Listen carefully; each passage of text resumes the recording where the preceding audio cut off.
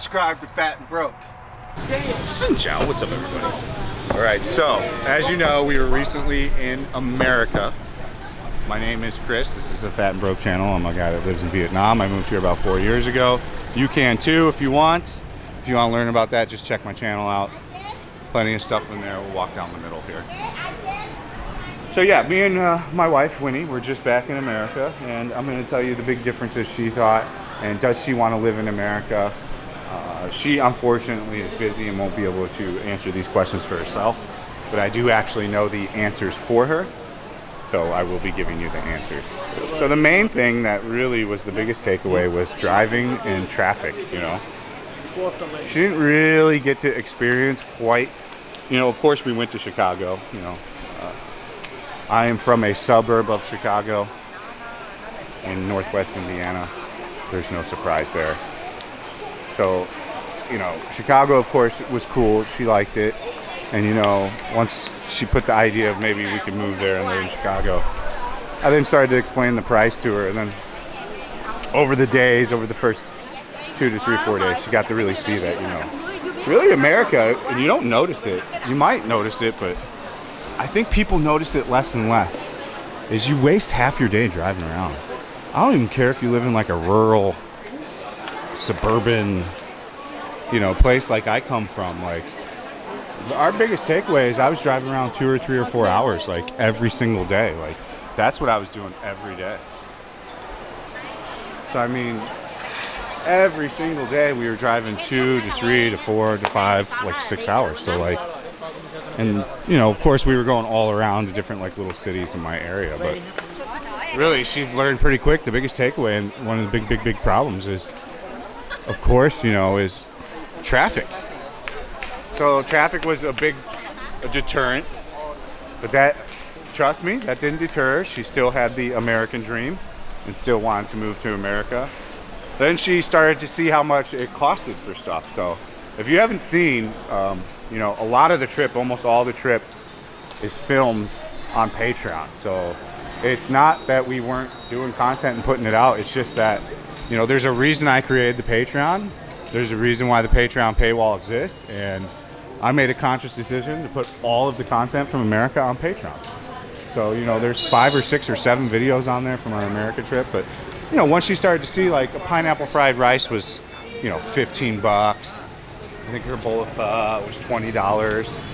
You know, as she started to see how much everything costs as well, she was like, "This is wild." You know, it's the cost of living is through the roof. So then she started to see how expensive it was to just, you know, every day. You know, I'd say every day when we went out, we spent $100. You ain't even paying attention, bro. Fuck you gotta be, dude. Where are you going? So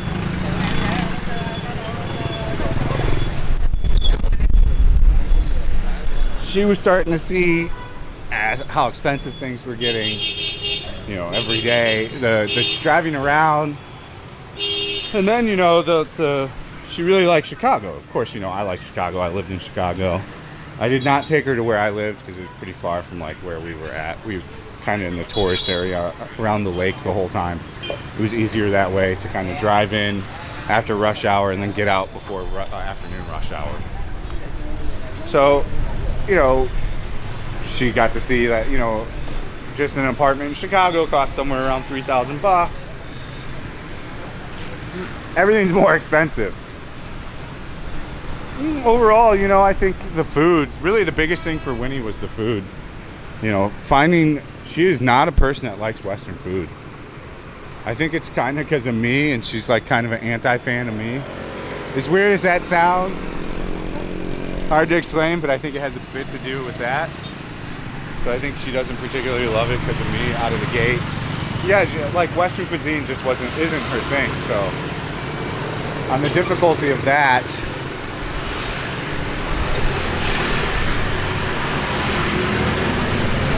so essentially it just started to add up to where it started to point to, America is not really too viable an option. And like, frankly, for me, I'm glad to be home. America's all right. You know, what did I really like? The food. that's really it. There's not a whole lot more that I missed, you know. I didn't miss driving around for hours every day in a car. I didn't miss any of that. So for me, you know, second time I've gone home in 2 years, and same, get me out of here. This visit was good. I got shoes. I ended up buying 3 pairs of shoes. You know, we'll talk about that in another video, of course. I'll do a haul video. But overall, you know, she doesn't want to really move to America now. You know, working full time, you know. She'd have to get, you know, her degree is here, so you'd have to get another kind of accounting degree for there. You know, your degree that you earned here isn't going to be exactly what they use there. So, like, as she saw it all and saw it, I think the conclusion, well, I know the conclusion really came down to we're both pretty happy in Vietnam. You know, one, I can walk everywhere, and if we have to drive anywhere, it's 5 to 10, 15, 20 minutes. You know, even if you're far, even if you're in a suburb here, even if you're out in a suburb here, it's still a half hour, 40 minutes, you know. She got to see what a proper rush hour is like in Chicago, you know. When we, on the way back, the first day we went to Chicago, we got to sit in rush hour for like 2 hours. And she saw we moved in like a mile and a half in 2 hours, and I was like, this is every day. This is 7 days a week, you know, there's no rest for the rush hour. So of course we can move to other areas, and there's cheaper areas, but you know, overall, America, living there, not for me, not for her. Really the main thing for her was food. She'd be cooking food all the time if we did live there, that's for sure. Me, not so much. I was fine with the food. You know, I had tavern pizza all the time.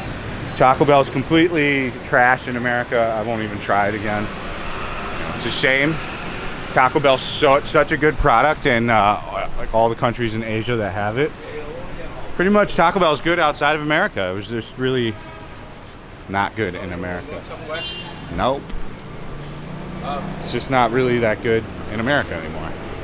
I didn't eat much fast food at all. I think I had Culver's. I had Taco Bell. Taco Bell was so bad that I didn't eat it.